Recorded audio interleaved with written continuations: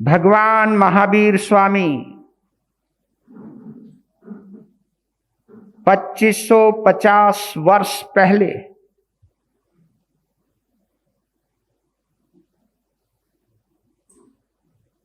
अपना अंतिम चतुर्मास करने से पहले राजगृह नगरी में विराजमान हैं।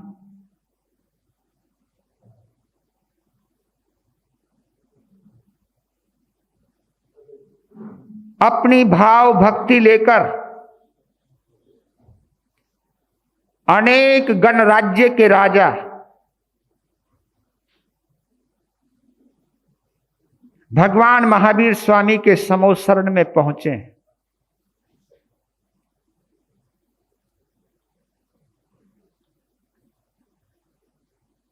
जिसमें राजा हस्तिपाल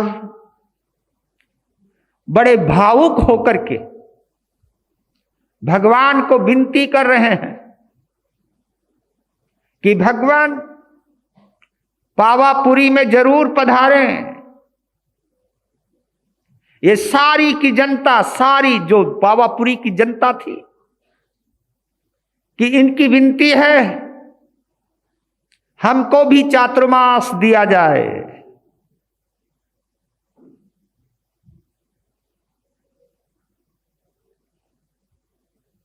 पूरी सभा निःशब्द है। केवल हस्तिपाल राजा की भाव भरी विनती पूरे समो शरण में गूंजने लगी। मानो देवी देवताओं ने भी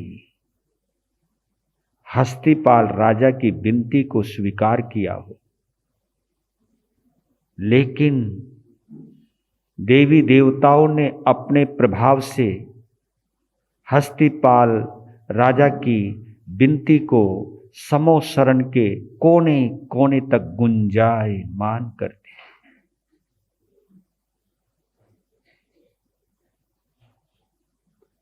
चार चार कोस तक जनता भरी हुई है।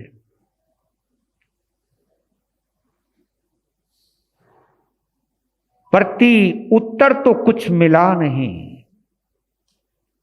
क्योंकि एक भक्त जो कर सकता है वही राजा हस्तिपाल ने किया। तो एक दिन अचानक राजा हस्तिपाल अपनी राजसभा के अंदर बैठे हुए हैं। राजसभा पूरी तरह खचाखच भरी हुई है। एकदम सभा सुगंधित होने लगी। सभी की नासापुटों में, नाक के इन छिद्रों में एक दिव्य सुगंध भरने लगी। अचानक ऐसी सुगंध का अनुभव करते हुए रोमांचित हुए। उनका रोमांच अगर चरम पर पहुंचता ही,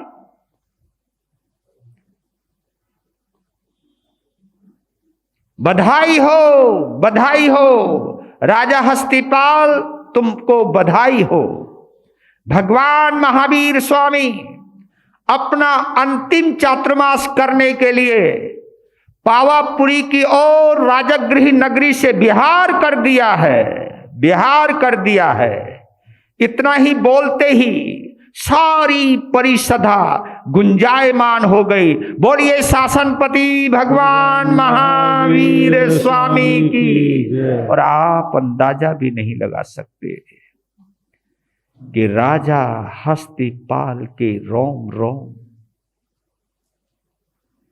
रोमांचित हो गए। क्या सिहरन सी हुई है। एकदम पूरी परिषदा अपने स्थान पर खड़ी होकर के अपने भाग्य की सराहना करती है और जिस दिशा से भगवान पधार रहे हैं उस दिशा पर भावपूर्वक नमन करती है।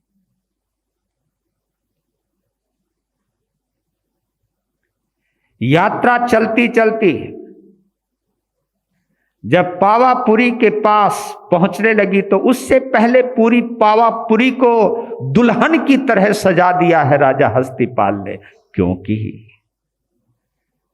त्रिलोकीनाथ पधारने वाले हैं, उनके श्रद्धा के केंद्र पधारने वाले हैं। आपके क्षेत्र में एक आचार्य, एक उपाध्याय और यहां तक कि एक मामूली संत भी आता है तो सभा में, संघ में एक खुशी की लहर दौड़ जाती है। लेकिन जहां तीर्थंकर भगवान, अंतिम तीर्थंकर पधारते हो तो वहां का तो नजारा ही गजब का। यहां की पावापुरी के बच्चे बच्चे में जो एक उल्लास है वो देखते ही बन रहा है। सभी जगह एक ही जिक्र, एक ही चर्चा, एक ही बात कि भगवान पधार रहे हैं, भगवान पधार रहे हैं। ये भाग्य है हमारा कि हमको भगवान के दर्शन भी होंगे। समय उड़ता रहा, भगवान पावापुरी के मुख्य द्वार पर पहुंच गए और आज हस्तिपाल सहित समस्त पावापुरी की जनता की आंखों में खुशियों के आंसू झरझर बरस रहे हैं। उस खुशी का कोई वर्णन नहीं कर सकता, उस खुशी की कोई परिभाषा नहीं कर सकता। वो भाव इतने गहरे होते हैं। जैसे ही भगवान को देखा तो देखिए क्या रोमांच है कि सारी धरती गूंज उठी, बोलिए शासनपति भगवान महावीर स्वामी की। और ऊपर से देवी देवता पुष्प वर्षा कर रहे हैं, मंगल ध्वनि कर रहे हैं, दिव्य ध्वनि कर रहे हैं, नगाड़े बज रहे हैं और ऊपर से दिव्य बारिश हो रही है, रिम झिम। और उस बरसात के अंदर, उस बारिश के अंदर क्या रोमांच हो रहा है। एक बूंद भी शरीर के जिस अंग पर पड़ जाती है वहीं से एक खुशी की सिहरन दौड़ने लगती है। तो क्या नजारा है। आसमान देवी देवताओं से, धरती नर नारियों से अटी पड़ी है। जयकारों के साथ भगवान महावीर पहुंच गए हैं पावापुरी की उस हस्तिपाल राजा की आलेखशाला में, जहां पर पूरे राज्य का लेखा जोखा लिखा जाता था, जिसे रज्जुक सभा कहते हैं। वहां पहुंच गए हैं और वहां पर जैसे ही पहुंचे तो देवी देवताओं ने पहले से समोत्सरण की रचना की हुई है। और वहां जब दिव्य समोत्सरण की रचना हुई, भगवान जब उसमें विराजमान हुए, साधु साध्वी अपने स्थानों पर, श्रावक श्राविका अपने स्थानों पर बैठे और आम नर नारी अपने अपने स्थानों पर खड़े हुए। ऊपर से देवी देवता पुनः पुष्प बरसात कर रहे हैं, रत्नों की वर्षा हो रही है। लेकिन कमाल है, रतन बरस रहे हैं, लेकिन ये आंखें केवल प्रभु को निहार रही। ये चमत्कार है प्रभु के दर्शन का कि जब प्रभु साक्षात्कार होते हैं तो लोग संसार की दौलत को नहीं बल्कि अपने श्रद्धा लोक के परमात्मा प्रभु को देखती है। इस प्रकार दिव्य घोषणा हो गई। प्रतिदिन प्रवचन सभा समोत्सरण के बीच चलने लगी। धर्म देशना प्रारंभ हुई। जीवन, धर्म और कर्म की गुह्यतम चर्चाएं होने लगी। सभी की शंकाओं का समाधान होने लगा। भैया, ये वक्त है, ये समय है। सावन का महीना बीत गया, भादों का महीना चला गया, आसोज का महीना खत्म हुआ, कार्तिक का महीना शुरू हुआ।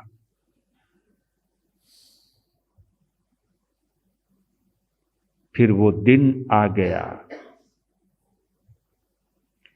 जिसे हम अपनी भाषा में धनतेरस की मध्य रात्रि कहते हैं, त्रयोदशी की मध्य रात्रि कहते हैं।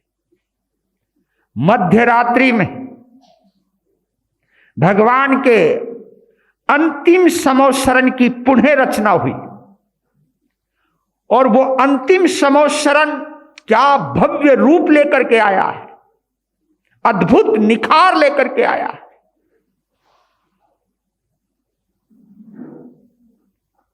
भगवान समोत्सरण में पुनः विराजित हुए और मध्य रात्रि में पूरी पावापुरी, ऊपर से देवी और देवता सभी अपने स्थानों पर विराजमान हो गए, सभी खड़े हो गए, भगवान को निहारने लगे।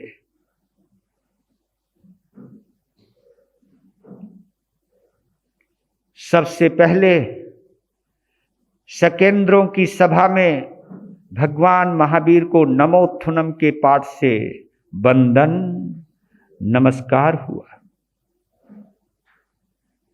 साधु और साध्वियों ने इच्छामि क्षमा समनों के पाठ से भगवान महावीर को वंदन किया, और जितने भी श्रावक और श्राविका और नर नारी हैं सभी ने भावपूर्वक तीखुत्तों के पाठ से भगवान को नमन किया।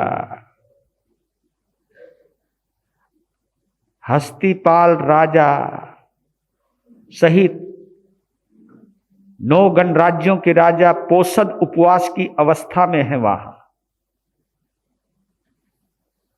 पूरे नर नारी का नेतृत्व कर रहे हैं राजा हस्तिपाल। कोई ना कोई उस वक्त पावापुरी में जरूर होगा।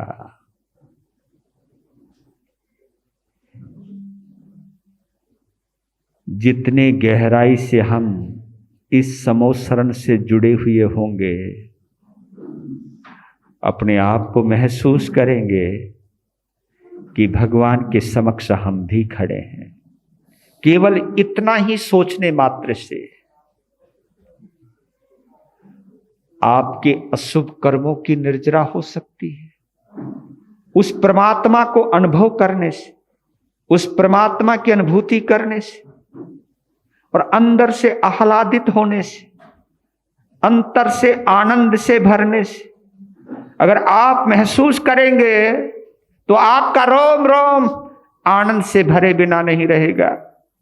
जितना गहरा आनंद उतना ही गहरा संबंध प्रभु से हमारा अवश्य होगा। अब लीजिए,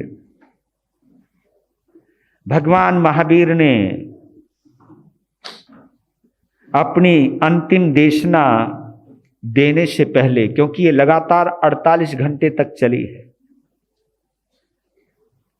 क्योंकि वहां सूर्य भी है, चंद्रमा भी है, ऐसी स्थिति में दिन और रात का पता ही नहीं चल रहा है। भगवान ने अपनी अंतिम देशना से पहले उस वक्त 2551 वर्ष पहले आज का ये दौर जिस दौर से गुजर रहा है, उस दौर की सूचना पहले ही दे दी थी। और महसूस करे तो ये साक्षात्कार है। तो कहने लगे हैं भगवान कि तीर्थंकरों की मौजूदगी में यह भारत देश, यह आर्यावर्त धन धान्य से पूर्ण, गांव और नगरों से व्याप्त स्वर्ग के सदृश होता है। और वास्तव में जब भगवान इस धरती पर विचरण कर रहे होंगे, ये देश कितना भाग्यवान होगा, क्योंकि हमारा भाग्य भगवान से जुड़ा है, और भगवान जब साक्षात इस धरती पर विचरण करते हैं, उस वक्त वास्तव, उस वक्त की आबादी, उस वक्त का देश, उस वक्त की धरती, उस वक्त की भूमि वास्तव में अद्भुत भाग्यवती और भाग्यवान होती है। उस समय, जिस समय तीर्थंकर इस धरती पर विचरण कर रहे होते हैं, गांव नगर जैसे होते हैं, नगर स्वर्ग जैसे होते हैं। कौटुंबिक पुरुष, जिसको हम कहते हैं हेड ऑफ द फैमिली, कौटुंबिक पुरुष बोलते हैं उसको, कौटुंबिक, कुटुंब का मालिक, कुटुंब का मुखिया। कौटुंबिक पुरुष राजा के समान होते हैं। राजा कुबेर के समान समृद्ध होते हैं। आचार्य इंद्र के समान, जैसे सभा में इंद्र की तरह बैठे हैं, और नाम भी संयोग से रविंद्र है। आचार्य इंद्र के समान, साधु साध्वी, माता पिता, देवी देवताओं के समान पूजनीय होते हैं। सास ससुर साक्षात माता पिता के समान होते हैं, और बहुएं बेटियों के समान लाडली और प्यारी होती है। कब? जब तीर्थंकर इस धरती पर विचरण कर रहे होते हैं। ये देखिए, हमारी साइकोलॉजी, हमारा मनोविज्ञान, हमारा सोच किस तरह उनके शुभ प्रमाणों से प्रभावित रहता है। और यही नहीं, जनता, आम जनता धर्म अधर्म के विवेक से युक्त होती है, विनीत होती है, सत्य संपन्न होती है। आम जनता में देव, धर्म और गुरु के प्रति एक समर्पण भाव रहता है, और पूरी जनता अधिकांशतः, ये बहुमत की बात कर रहा हूं, जनता अधिकांश सदाचार से युक्त होती है, जबान की पक्की होती है, ईमान की पक्की होती है, जबान के सच्चे, लंगोट के पक्के होते हैं। ऐसी स्थिति भगवान तीर्थंकरों की उपस्थिति में आम जनता के अंदर ये आम चीज होती है। विज्ञ जनों का आदर होता है, और कुल, शील और विद्या का सम्मान होता है। तीर्थंकरों की मौजूदगी में धरती पर कभी अकाल नहीं पड़ता। ये उनकी पुण्यवानी होती है, उनकी उपस्थिति में कभी अकाल नहीं पड़ता। राजा सदाचारी होते हैं। अब जब तीर्थंकर नहीं रहेंगे, अब उसका सिलसिलेवार सूचना दे रहे हैं भगवान कि अब जब तीर्थंकर, चक्रवर्ती, वासुदेव अतीत हो जाएंगे, व्यतीत हो जाएंगे, केवल ज्ञान और मनः प्रिय ज्ञान का सूर्य अस्त हो जाएगा, लोप हो जाएगा। देश की स्थिति कर्मशः प्रतिकूल, कर्मशः यानी धीरे धीरे, कर्मशः प्रतिकूल होती जाएगी। मनुष्यों में, आदमियों में क्रोध, मान, माया, लोभ, कसाय, राग और द्वेष बढ़ते जाएंगे, जिसकी वजह से विवेक घटने लगेगा, मर्यादाएं, शर्म लिहाज छिन्न भिन्न होने लगेगी, धर्म घटेगा, अधर्म बढ़ेगा, गांव शमशान जैसे हो जाएंगे, नगर प्रेत लोक जैसे हो जाएंगे, सज्जन दास बन जाएंगे, दुर्जन राजा हो जाएंगे। जो जितना बड़ा गुंडा उतना बड़ा राजा, दुर्जन राजा बन जाएंगे। मत्स्य न्याय के आधार पर सबल निर्बल को दबाने लगेंगे, बलवान कमजोर को दबाने लगेंगे, चोर अधिक चोरी करने लगेंगे, राजा अधिक टैक्स लेने लगेगा, न्यायाधीश बिकने लगेंगे, आदमी दौलत का दीवाना हो जाएगा। और आश्चर्य की बात तो यह है, साधु साध्वियां आपस में लड़ने लग जाएंगे। ये हम नहीं बोल रहे, ये भगवान बोल रहे हैं। साधु साध्वियां आपस में लड़ने लग जाएंगे। धर्म और मजहब के नाम पर लोग आपस में बटेंगे, फिर लड़ेंगे, भिड़ेंगे, मरेंगे। अराजकता छाने लगेगी। दान, शील, तप और भावनाओं में लगातार गिरावट आने लगेगी। और यहां तक मां बाप भी अपने बच्चों में भेदभाव करने लगेंगे। बच्चे भी मां बाप की सेवा से कतराने लगेंगे। कुल वधुएं आचारहीन होने लगेंगे। पृथ्वी पर कीड़े मकोड़े, कीट पतंगों की भरमार होने लगेगी। यहां से पता चलता है कि तीर्थंकरों के वक्त इतने कीट पतंगे, मक्खी मच्छर होते नहीं है। इनकी भरमार होने लगेगी। देवी देवता पृथ्वी से अगोचर हो जाएंगे, दिखाई नहीं देंगे। और देखिए, मंत्र, तंत्र, औषधि, मणि, पुष्प, फल, रस, रूप, आयुष्य, रिद्धि, सिद्धि, आकृति और ऊंचाई, इन सभी में, इन सभी उत्तम बातों में लगातार गिरावट आने लगेगी। और ये आप लोगों ने देखा होगा, पहले डॉक्टर की एक छोटी सी दवा भी काम कर जाती थी, और अब तो मुट्ठी भर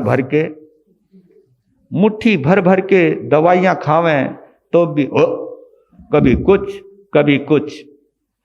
दवाइयों का भी असर, क्योंकि दवाइयां भी नकली होने लगी हैं, मिलावट होने लगी है।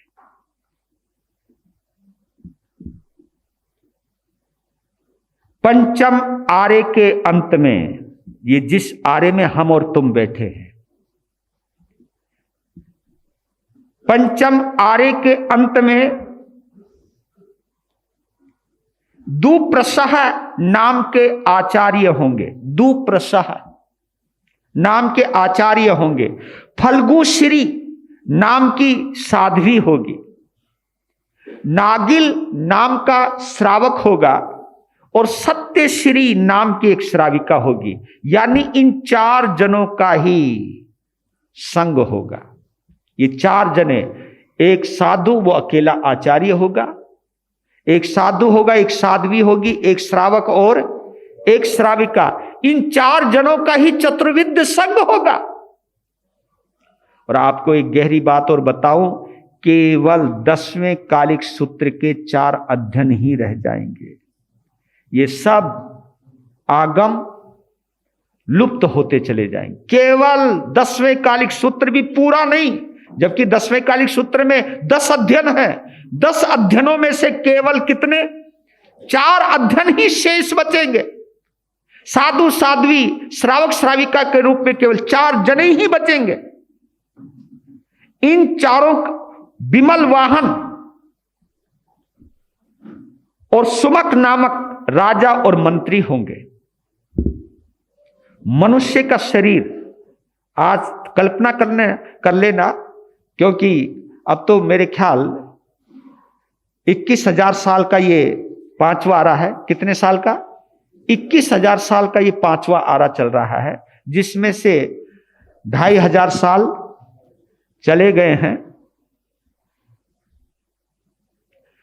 तो कितना समय बचा होगा ये तुम हिसाब लगा लेना, क्योंकि भैया तुम्हारे पास बुद्धि है मैं मोल जोड़ की।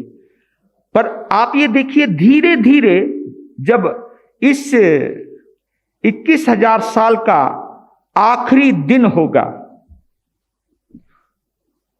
और जब इतने ही वर्षों का, 21,000 वर्षों का, जब दुखमा नामक आरे का प्रारंभ होगा, क्योंकि ये केवल जो आरा चल रहा है इसका नाम है दुखमा, लेकिन इसके छठे आरे का नाम है दुखमा। एक दुखमा ने इतना दुखी कर रखा है, और जब अगला दुखमा आएगा उसका क्या हाल होने वाला है। तो कहते कि जैसे ही दुखमा नाम का छठा आरा प्रारंभ होगा, पहले ही दिन उस आरे के प्रारंभ में प्रचंड वायु चलेगी, प्रचंड वायु जिसकी आप कल्पना नहीं कर सकते। प्रचंड वायु चलेगी, तेजाबी बरसात होगी, पानी की जगह तेजाब बरसेगा,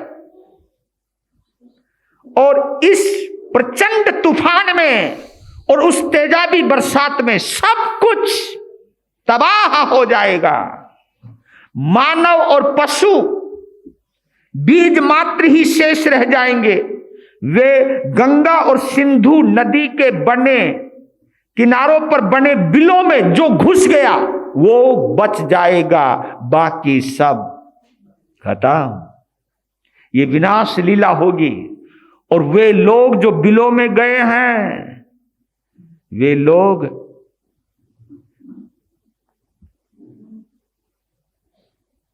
जो नदी बह रही है उसमें जो मछलियां होंगी उन्हीं को खा करके वो गुजारा करेंगे,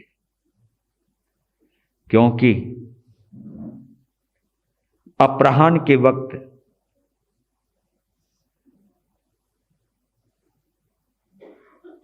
अग्नि का भी विच्छेद हो जाएगा, क्योंकि सब चतुर्विध संघ नष्ट, राजा नष्ट, मंत्री नष्ट, और अपराह्न में यानी 3-4 बजे के बाद अग्नि का विच्छेद हो जाएगा। ऐसी स्थिति हो जाएगी अंतिम वक्त में। तो आप ये देखिए कि वही उस समय इतनी प्रचंड गर्मी पड़ा करेगी कि वो जो लोग बिलों में घुसे हैं मछलियों को निकालेंगे, सुबह सुबह जल्दी जल्दी उसको रेत में दबाएंगे, फटाफट बिलों में घुसेंगे, दिन छुपने का इंतजार करेंगे, फिर वो निकलेंगे, फिर अपने अपने माल पर टूट कर पड़ेंगे और लड़ेंगे झगड़ेंगे आपस में, क्योंकि चीज थोड़ी होगी और भूख बड़ी प्रचंड होगी। उस वक्त आपस में कटेंगे, लहलुहान हो जाएंगे, किसी तरह खा करके फिर अंदर घुस जाएंगे। ये स्थिति होगी। जब ये वर्णन कर रहे थे भगवान महावीर, तो फिर कहने लगे, तो मैं यही बीच में रोकना चाह रहा हूं, उस आरे को अगर आप और हम देखना नहीं चाहते हैं तो अभी तुम्हारे पास, हमारे पास बहुत समय है अभी तो। इसलिए अपने जीवन में कुछ ऐसी करनी कर जाओ कि ऐसे ठिकाने पहुंच जाओ कि बाकी के बचे हुए ये 17-18 हजार साल और बाकी के बचे हुए वो 21,000 साल ये किसी तरह निकल जाएं। तो बोल रहे हैं कि इस छठे आरे के बाद उत्सर्पणी काल का, छठे आरे के बाद क्योंकि ये अवसर्पणी काल चल रहा है, अवसर्पणी काल के बाद आने वाले काल का नाम है उत्सर्पणी काल। ये देखिए, अवसर्पणी उत्सर्पणी इसी से पता चल रहा है। अवसर्पणी ये सांप के आकार को लेकर के बताया गया। सांप का मुंह बड़ा होता है और पूंछ पतली होती है। ये तो आपने देखा होगा, पूंछ पतली होती है, मुंह बड़ा होता है। अवसर्पणी काल उसको कहते हैं मुंह से लेकर पूंछ तक आना, यानी सुख से लेकर के दुख तक आना। इस अवसर्पणी काल का शुभारंभ सुखमा से हुआ था और इस अवसर्पणी काल का एंड दुखमा से होगा और उत्सर्पणी काल का प्रारंभ दुखमा से होगा और उसका एंड सुखमा से होगा। तो इस आरे का एंड दुखमा से होने वाला है और उस आरे का पहला जो काल होगा, पहला जो आरा होगा उस काल का, वो भी आरा दुखमा दुखमा ही होगा। यानी इस अवसर्पणी काल का छठा आरा भी दुखमा दुखमा है और उत्सर्पणी काल का पहला आरा भी दुखमा दुखमा है। तो 21,000 साल का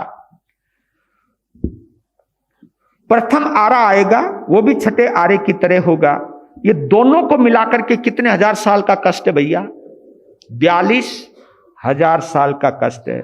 दूसरा आरा उत्सर्पणी काल का दूसरा आरा इसी पंचम आरे के समान होगा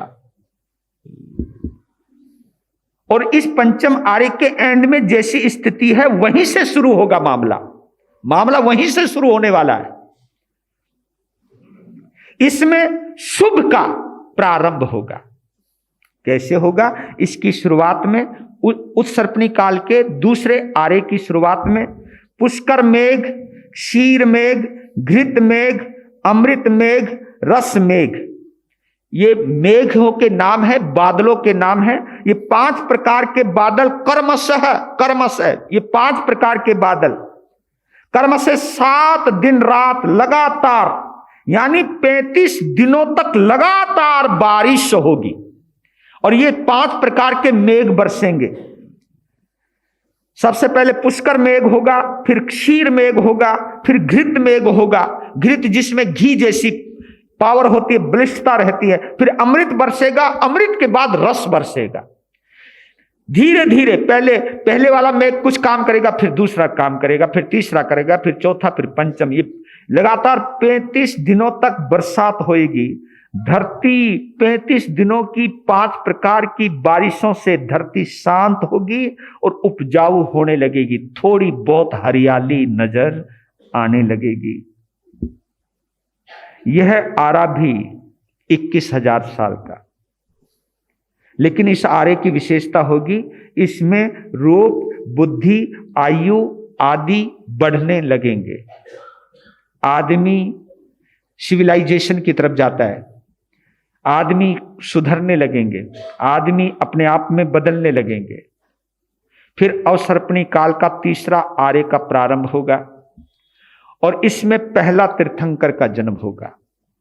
उत्सर्पणी काल का पहला आरा होगा, उत्सर्पणी काल का तीसरा आरा होगा, उसमें पहले तीर्थंकर का जन्म होगा और उनकी आयु, उनका शरीर बिल्कुल भगवान महावीर के समान होगा। उस आरे का अंतिम तीर्थंकर भगवान ऋषभ देव जैसा होगा, क्योंकि सब कुछ बढ़ने लगेगा, धीरे धीरे धीरे धीरे बढ़ने लगेगा। उस आरे का उत्सर्पणी काल का 24वां तीर्थंकर किसकी तरह? भगवान ऋषभ देव की तरह होगा। और उन तीर्थंकरों के बाद, अंतिम तीर्थंकरों के बाद चौथे आरे में यौगलिक धर्म का उदय होगा। युगल रूप में बच्चों का जन्म होने लगेगा, कल्प वृक्षों से उनकी आशा की पूर्ति होने लगेगी। इस प्रकार आयुष्य अवगाहना बढ़ाता हुआ 5वां और छठा आरा आएगा। इस प्रकार दोनों काल मिलकर, यानी अवसर्पणी काल, उत्सर्पणी काल, ये दोनों मिलकर एक काल चक्र बनता है और इस काल चक्र के अंदर हम सब घूम रहे हैं। भगवान, मेरी तो वाणी इतनी गजब है नहीं भैया, लेकिन भगवान महावीर जब वो बोल रहे हैं यार, एक एक शब्द भगवान के रोम रोम में समाहित हो रहे हैं। तो कहते हैं, ये सब कहने के बाद राजा पुण्यपाल ने अपने 8 स्वप्न जो देखे थे उसका फल पूछा और फल पूछते ही वैराग्य हुआ और उन्होंने दीक्षा धारण करी। इसी प्रकार राजा हस्तिपाल ने भी अपने सपनों का फल पूछा। पोषद में थे राजा हस्तिपाल, पोषद को किस में कन्वर्ट कर दिया? दीक्षा में कन्वर्ट कर दिया। उन्होंने भी दीक्षा धारण कर ली। ये सब चल रहा है, वही 24 घंटे, वो जो 48 घंटों का काम चल रहा है उसमें ये सब क्रियाएं चल रही हैं। भगवान की वासना भी चल रही है, भगवान की देशना भी चल रही है, लोगों को वैराग्य भी हो रहा है, लोग सब कुछ त्याग करके दीक्षा भी ले रहे हैं, भगवान की वाणी चल रही है। मतलब वो 48 घंटे इतने गजब के रहे हैं, क्योंकि लोगों में एक ऐसे भाव पैदा हो गया कि जब ऐसा हो जाएगा भगवान के बिना तो फिर रहना क्यों, दुनिया में जीना क्यों। अभी तो तारन तिरन जहाज है, हम इसी जहाज में क्यों ना बैठ जाएं और भव सागर से पार हो जाएं। ये भाव पैदा होते हैं और यही भाव हमको दीक्षा देने की प्रेरणा देते हैं। तो वहां पर इस प्रकार अंतिम समय में भी दीक्षा का दौर चला है वाचना के दौरान, और फिर कुछ चर्चाएं चली हैं। सबसे पहले चर्चा करने में, प्रश्न करने में गौतम स्वामी खड़े होते हैं। गौतम स्वामी की मूर्त को हम अपनी अंतर आत्मा से इमेजिन कर सकते हैं कि भगवान गौतम स्वामी खड़े होते हैं भगवान के सामने, और उन्होंने पहला सवाल किया कि भगवान 5वां आरा कब लगेगा, क्योंकि बात चौथे आरे में चल रही है। 5वां आरा कब लगेगा? तब भगवान ने कहा 44 महीने 15 दिन के बाद 5वां आरा प्रारंभ हो जाएगा। यानी 3 साल 8.5 महीने के बाद 5वां आरा प्रारंभ हुआ। और आने वाली 24वीं, पहले तीर्थंकर से लेकर के 24वें तीर्थंकर, आने वाली 24वीं के बारे में बताया, आने वाले 12 चक्रवर्तियों के बारे में बताया, 9 वासुदेवों के बारे में बताया, 9 प्रतिवासुदेवों के बारे में बताया, यहां तक कि कुलकरों के बारे में भी भगवान ने सबको बताया सिलसिलेवार। और ये सवाल करते करते दीपावली के दोपहरी हो गई, दीपावली का दिन है, दोपहरी हो गई। उस समय जैसे वो बैठने लगे गौतम स्वामी, भगवान ने कहा गौतम जी, भगवान जाओ देव शर्मा ब्राह्मण को फला गांव में जाकर के प्रतिबोध देने जाओ।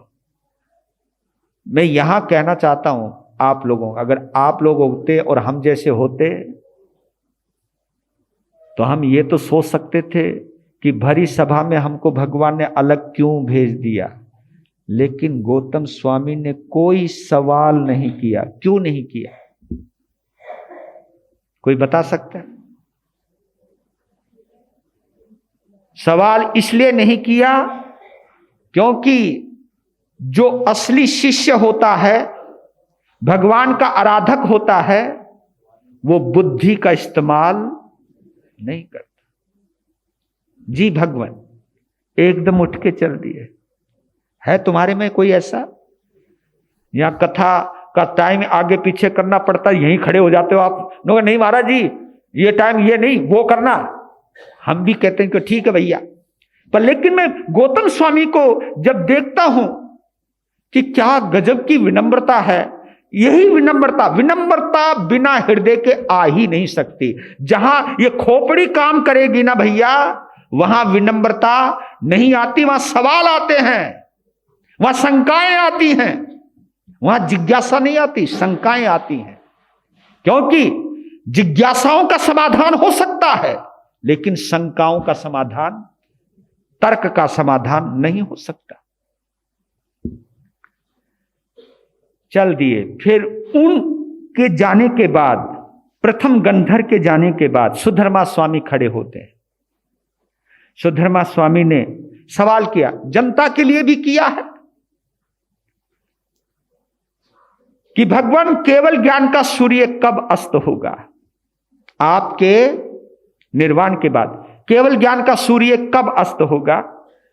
तो भगवान ने कहा मेरे निर्वाण के बाद 12 साल के बाद गौतम स्वामी का निर्वाण होगा।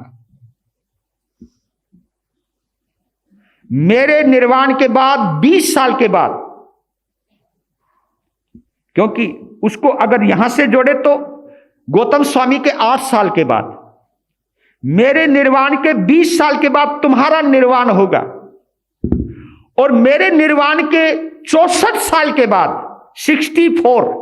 64 साल के बाद जम्बू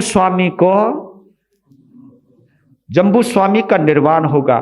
मेरे निर्वाण के बाद 64 साल के बाद केवल ज्ञान का सूर्य अस्त हो जाए। इसलिए हम हर रोज बोलते हैं अंतिम केवली जम्बू स्वामी। तो जो भगवान, और आपको मालूम है जम्बू स्वामी 5वें आर्य केंद्र मुक्ति में गए। तो आप इसका अर्थ ये लगा लो, चौथे आर्य में जन्मा हुआ जीव 5वें आर्य में मुक्ति में जा सकता है।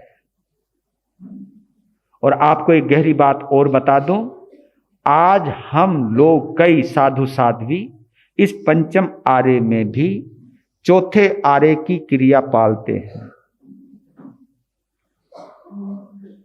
लेकिन चौथे आर्य के भाव हम कहां से लाएंगे? चौथे आर्य की सरलता हम कहां से लाएंगे? चौथे आर्य की सरलता का होना बहुत जरूरी है।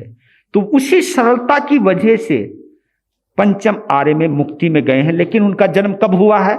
चौथे आर्य में।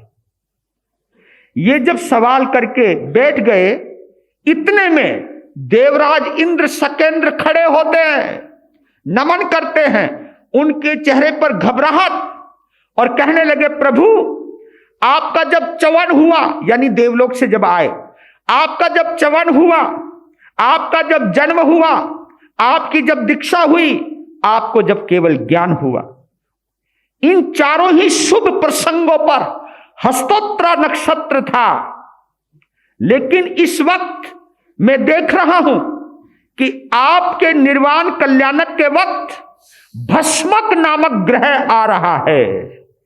हे प्रभु, अगर आप मात्र 48 मिनट तक अपने आप को निर्वाण होने से रोक लो, तो ये भस्मक नामक ग्रह आपकी मौजूदगी में खत्म हो जाएगा, नष्ट हो जाएगा, चला जाएगा। जिन शासन की रक्षा हो जाएगी। आप केवल 48 मिनट के लिए अपनी आयु को बढ़ा लो। तो भगवान ने क्या कहा? ना भूतो ना भविष्यति। हे इंद्र, ना ऐसा कभी हुआ है और ना ऐसा कभी होगा कि कोई अपनी उम्र को बढ़ा घटा सके। और वही भस्मक नामक ग्रह का ही प्रभाव है कि कभी हम 40 करोड़ हुआ करते थे और आज हम 40 लाख के करीब आ गए। हम सब घटने लग गए क्योंकि हम सब बंटने लग गए। हम एक दूसरे से ही लड़ने लग गए। हम एक दूसरे की ही टांग खींचने लग गए। ये वही भगवान की घोषणा है कि श्रावक श्राविकाएं, साधु साध्वी आपस में बट जाएंगे, आपस में बांट लेंगे।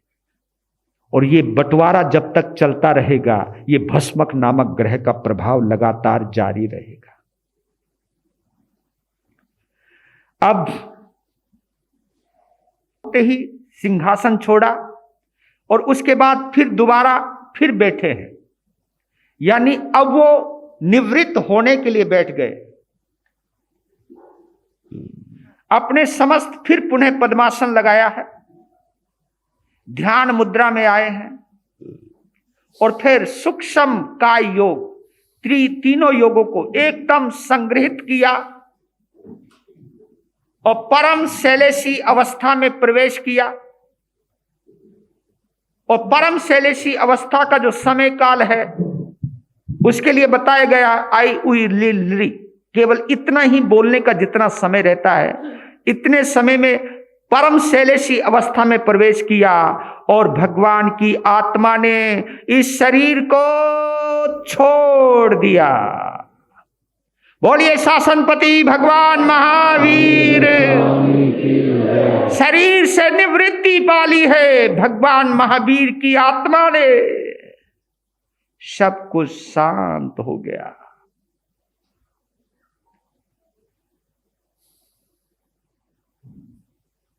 उस वक्त ये देखने वाला माहौल है।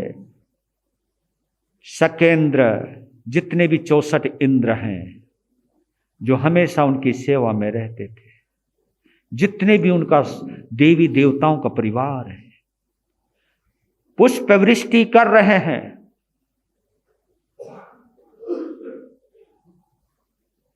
और एक पाठ का उच्चारण वो निकल रहा है, नमो जिनानम जिये भयानम, नमो जिनानम जिये भयानम, नमो जिनानम जिये भयानम। बोलिए भगवान महावीर स्वामी की। और वो अमावस्या दीपावली की मध्य रात्रि बिल्कुल जगमगाने लगी, देवी देवता अपने विमानों से आने लग रहे हैं। और उस वक्त गौतम स्वामी देव शर्मा ब्राह्मण को जहां प्रतिबोध दिया था वहां रुक गए थे रात्रि में। और जब इतनी चमक देखी, इतनी दमक देखी, देवताओं का आवागमन देखा और उनके मुख से एक विलाप ध्वनि निकली कि भगवान चले गए, हमें अनाथ बना गए, स्वयं तो तिर गए, स्वयं तो संसार से पार हो गए, लेकिन हम उनकी जहाज में बैठने से रह गए। अब हम किनका समोसरण लगाएंगे, कब हम समोसरण की रचना करेंगे? ये सब बातें जब होने लगी, गौतम स्वामी के कानों में ये शब्द पड़ने लगे। जैसे ये शब्द पड़े कि मेरे भगवान का निर्वाण हो गया, तो गौतम स्वामी सुन्न हो गए और फिर अंदर का जो बचा हुआ मोह था वो प्रकट होने लगा।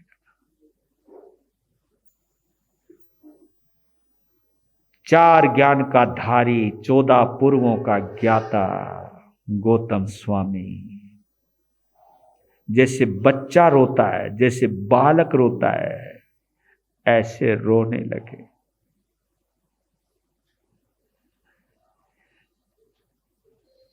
भगवान, तुमने मुझे अंतिम समय में अपने से दूर क्यों किया?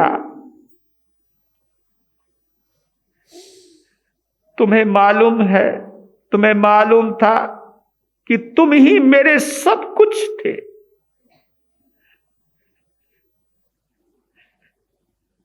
मैं आपका निर्वाण कल्याणक नहीं देख पाया, आपके प्रथम शिष्य होने का गौरव प्राप्त किया, लेकिन मैं आपके निर्वाण कल्याणक का साक्षी नहीं बन पाया। क्यों?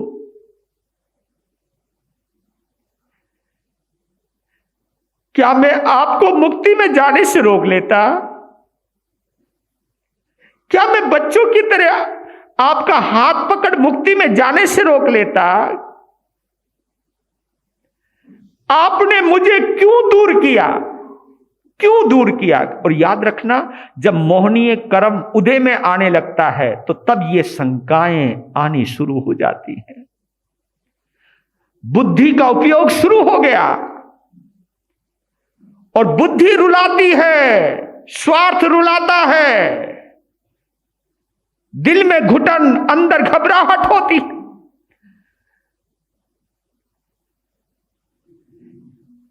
अगर बाई चांस में आपका हाथ पकड़कर मुक्ति में चला भी जाता तो क्या वहां जगह छोटी पड़ जाती? क्या मेरे लिए वहां जगह नहीं है? मेरे से अच्छे तो सुधर्मा स्वामी है कि जिन्होंने निर्वाण कल्याणक देखा। अरे मेरे से अच्छा तो एक छोटा सा श्रावक भी है जिसने अपने भगवान का निर्वाण कल्याणक देखा।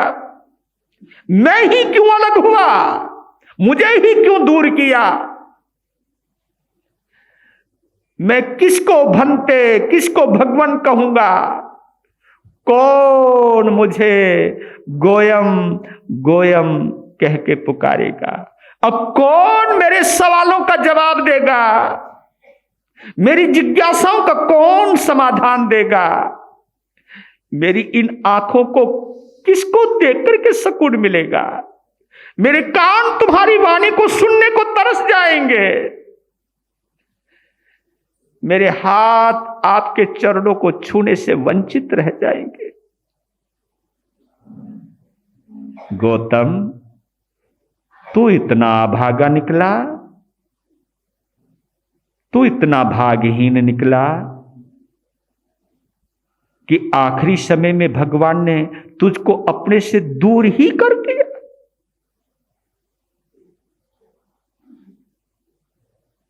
नहीं, मेरे में ही कोई कमी होगी। यही तो मेरी भगवान तो मैत्री के मसीहा है। मेरे में ही कोई खोट होगा, मेरे में ही कोई कमी होगी। और वो कमी को देखने लगे। हां गौतम, तेरी ही कमी की वजह से तू दूर हुआ है,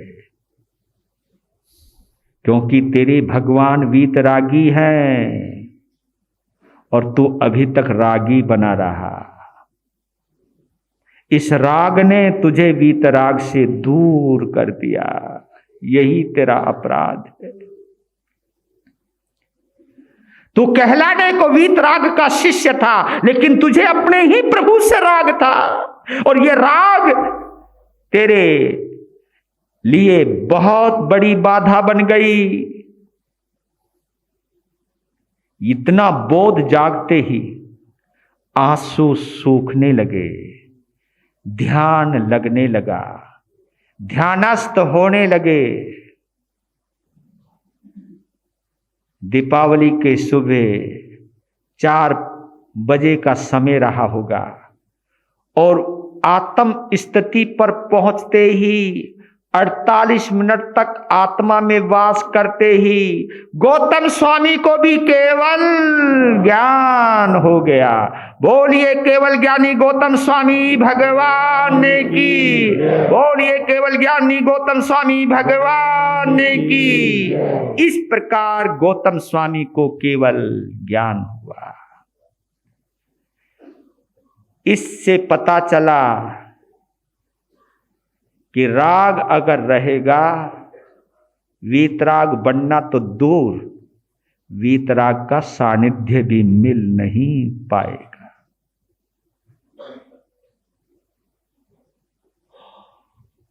सुबह सूर्य निकलने के बाद गौतम स्वामी समोसरण की तरफ आते हैं, और देखिए उधर देवताओं ने 4 बजे मध्य रात्रि में भगवान का निर्वाण कल्याणक मनाया, और सुबह 4 बजे गौतम स्वामी का केवल ज्ञान महोत्सव किया। यानी दीपावली की अद्भुत रात, अद्भुत रात। इधर केवल ज्ञान का सूर्य अस्त हुआ, तुरंत ही प्रज्वलित हुआ, तुरंत ही प्रज्वलित हुआ। एक ही रात में निर्वाण हुआ और उसी रात्रि में केवल ज्ञान हुआ। यानी ये दीपावली की रात इतनी महत्वपूर्ण रात है, और इस रात का महत्व आप जानते हो। मैं आप सभी को और इस ऑनलाइन सिस्टम से अपने समस्त नौजवानों को, जैन शासन से जुड़े बच्चे बच्चियों को एक संदेश देना चाहता हूं कि आपके घर में कोई पिता गुजरता है, बड़ा गुजरता है, तो कोई घर से बाहर पटाखे छोड़ेगा? कोई खुशियां मनाएगा? तो आपके अंदर यह क्यों नहीं ख्याल आता कि जिस रात्रि में मेरे भगवान गए, हम उस रात को पटाखों को छोड़ करके मनाएं? ये खुशी मनाने का वक्त है। ये परंपरा वैदिक परंपरा हो सकती है, जब अयोध्या में राम आए थे, यह हो सकता है। लेकिन जब हमारा भगवान हमें छोड़ करके गया है, हमें अनाथ बन गए, हम उनकी अनुपस्थिति में हम कल्याण कैसे करेंगे? तो आप विचारणीय प्रश्न है ये विचारणीय प्रश्न है कि निर्वाण कल्याणक की रात्रि के होने के बाद जो जैन शासन के लोग भगवान महावीर का निर्वाण कल्याणक मनाते हैं, उस रात्रि में पटाखे छोड़ना ये शोभनीय नहीं है, शोभनीय नहीं है। अब इधर इंद्र इकट्ठे हुए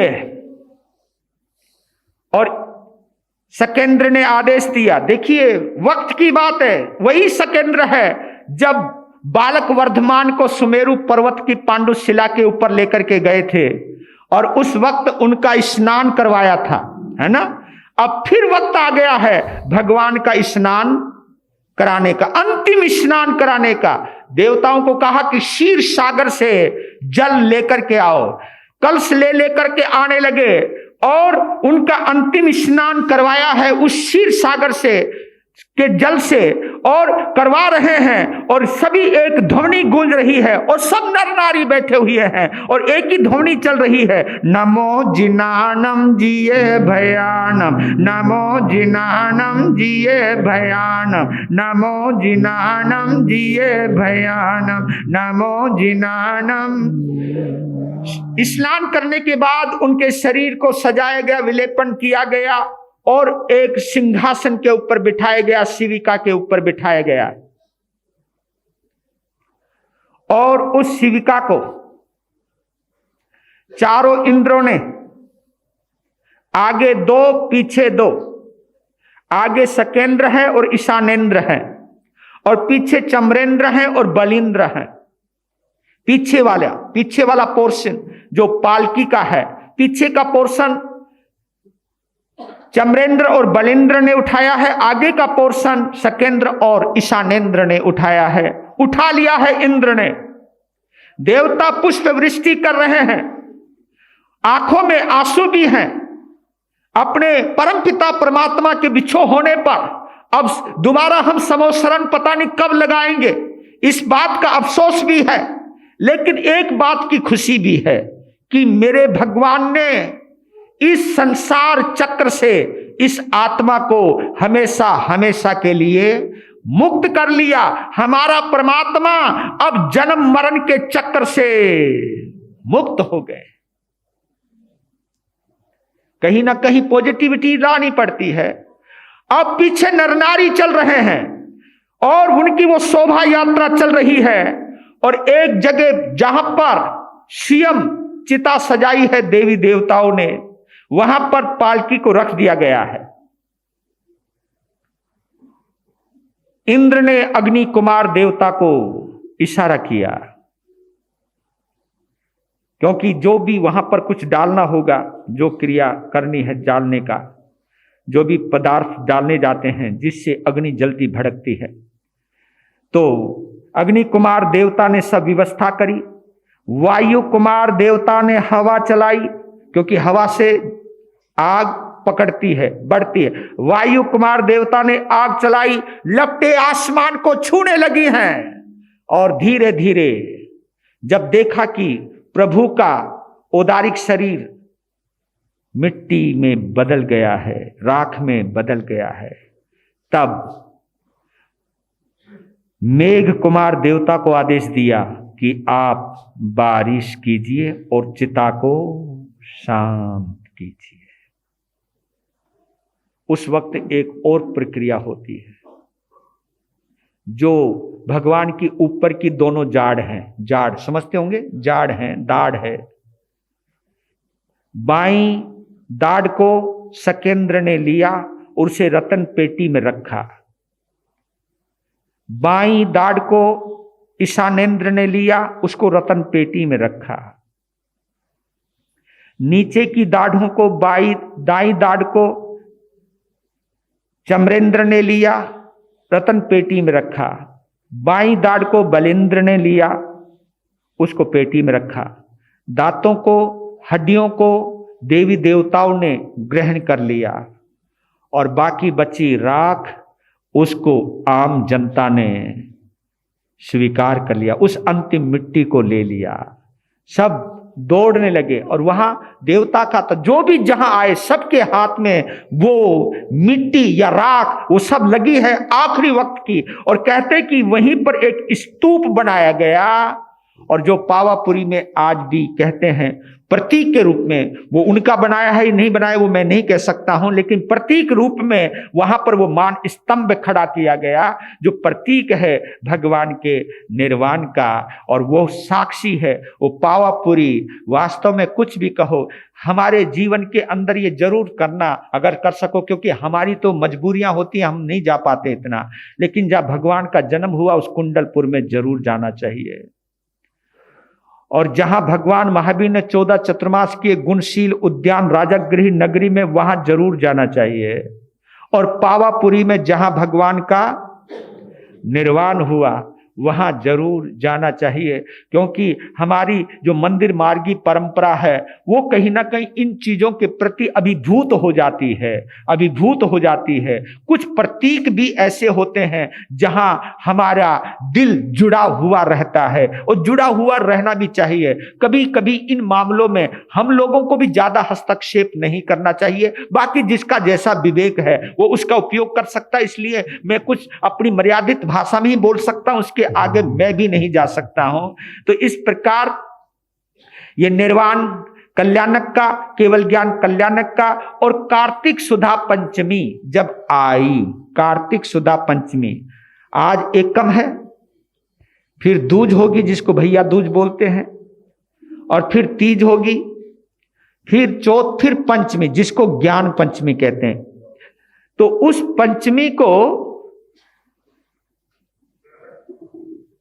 सुधर्मा स्वामी को एक बार फिर आए, निर्वाण कल्याण केवल ज्ञान कल्याणक मना के तो चले गए थे, फिर आए देवी देवता और जिन शासन को, जिसको हम इसको, जिस पाठ को हम, आपके लिए लकड़ी का पाठ है, लेकिन मैं तो इसे प्रणाम करके बैठता हूं हमेशा। इसलिए प्रणाम करके बैठता हूं क्योंकि मेरे लिए केवल ये लकड़ी का पाठ नहीं है, ये सुधर्म पाठ है, ये सुधर्मा का पाठ है। हमारे लिए ये हमारी व्यास गद्दी है, हमारे लिए ये व्यास गद्दी है, ये ज्ञान की गद्दी है। इस गद्दी पर बैठ के ही हम भगवान से संबंध जोड़ते हैं, उनसे संबंध जोड़ते हैं। इसका मान करके ही हम बैठते हैं, और ताकि ये बुद्धि सही ठिकाने पे रहे। तो इस प्रकार पंचमी के दिन गणधर सुधर्मा स्वामी को क्या बनाया गया?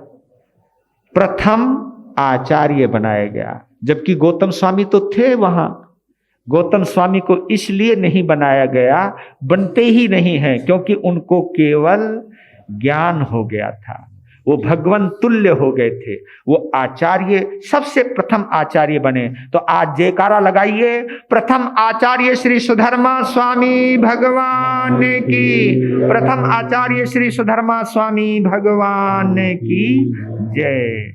तो आज की सभा को मैं विराम देता हूं, पर लेकिन कुछ बातों में कहकर के पूर्ण विराम करना चाहता हूं। मैं सबसे पहले आभार व्यक्त करना चाहता हूं, सबसे पहले आभार व्यक्त मैं अपने भगवान उपाध्याय भगवान का। और मैं आपको बतला दूं, मेरे जीवन का शायद ये पहला प्रसंग है। गुरुदेव एक प्रसंग मेरा जरूर है, 18 दिन का करोल बाग में चतुर्मास था, मैं 18 दिन के लिए सदर बाजार गया था, वो गुरुदेव के बाद। लेकिन उसके बाद 27 वर्षों के बाद पहला प्रसंग है कि मैं अपने चतुर्मास स्थल को छोड़कर दूसरे चतुर्मास स्थल पर आया। लेकिन इसमें सबसे बड़ी भूमिका अगर किसी की मैं मानता हूं, संघ के साथ साथ सबसे बड़ी भूमिका मैं उपाध्याय भगवान की मानता हूं, क्योंकि मैं बड़ों की आज्ञा नहीं टाल सकता। और बड़ों की आज्ञा इतनी बड़ी होती है कि अगर मैं 200 किलोमीटर दूर हूं, अगर मेरे गुरु ने आदेश दिया कि तू चतुर्मास को बीच में छोड़ के आ, तो उस चतुर्मास को मैं बीच में छोड़ के आ सकता हूं, यानी संत आ सकता, मैं ही नहीं, ये समाचारी है। कभी तुम आश्चर्य मानो, बड़ों की आज्ञा से हम चतुर्मास बीच में से कब कब छोड़कर जा सकते हैं। उसके कई कारण है, उसमें एक कारण ये भी है कि अगर बड़े ने बुला लिया है तो मुझे चतुर्मास में भी वहां आना चाहिए, उसमें दोष नहीं लगता है। बड़ों की आज्ञा में कहा, बड़ों की आज्ञा अविचारणीय होती है, उसमें विचार नहीं करना चाहिए। तो भगवान का एक आदेश आ गया, आपकी विनती आ गई, और यहाँ के लोग सहारनपुर पहुंचे और कहा कि उपाध्याय भगवान का आदेश है, और मैं बोला जब आदेश है तो भैया आज्ञा क्यों लेने की जरूरत पड़ेगी, तुम्हें विनती करने की जरूरत नहीं है, क्योंकि मेरे लिए उनका वाक्य मेरे लिए ब्रह्म वाक्य है।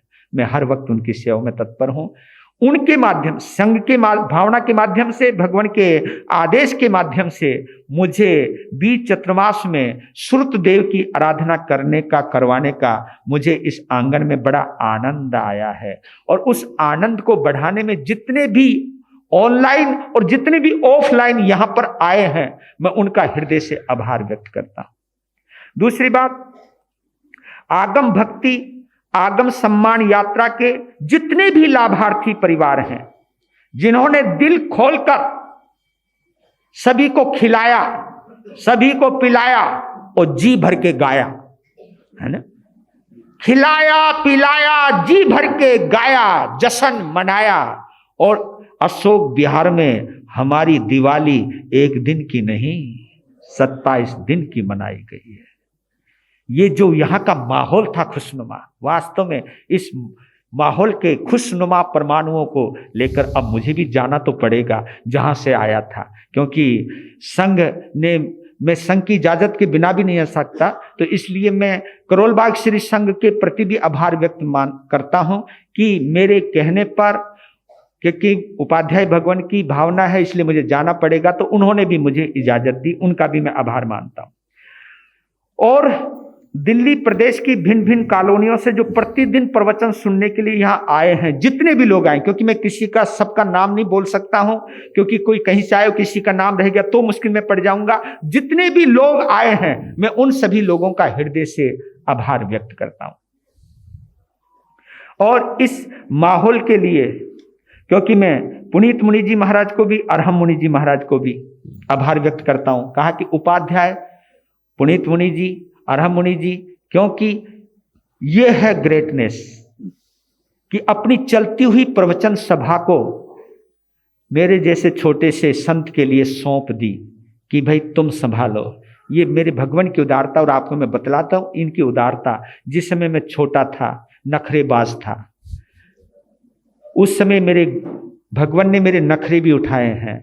मैं कहता था, लोग थोड़े लोग होते शुरू में प्रवचन में, मैं प्रवचन नहीं करता, तो भगवान क्या कहते थे, प्रवचन पहले मैं करूंगा, बाद में तू करना। जमी जमाई सभा देते थे। मैं तो कहीं से भी, मैं सोच भी नहीं सकते आप उनकी सोच कितनी बड़ी है।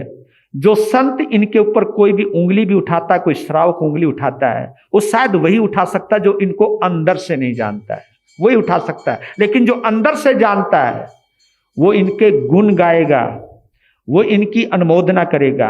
तो मैं ऐसे अद्भुत उपाध्याय भगवान को पाकर के मैं भी अभिभूत हूं। और अशोक विहार में कोई शोक ही नहीं था। एक होता है शोक, एक होता शोक। मैंने कोई यहाँ आनंद के साथ ये यात्रा चली है, कोई रुकावट नहीं, बाधा नहीं आई। तो इस आनंद को देने के लिए और इस आनंद को पाने के लिए इस आंगन का, इस प्रांगण का और सभी का मैं हृदय से आभार व्यक्त करता हूँ। विशेष रूप से भगवान आपका बहुत बढ़िया।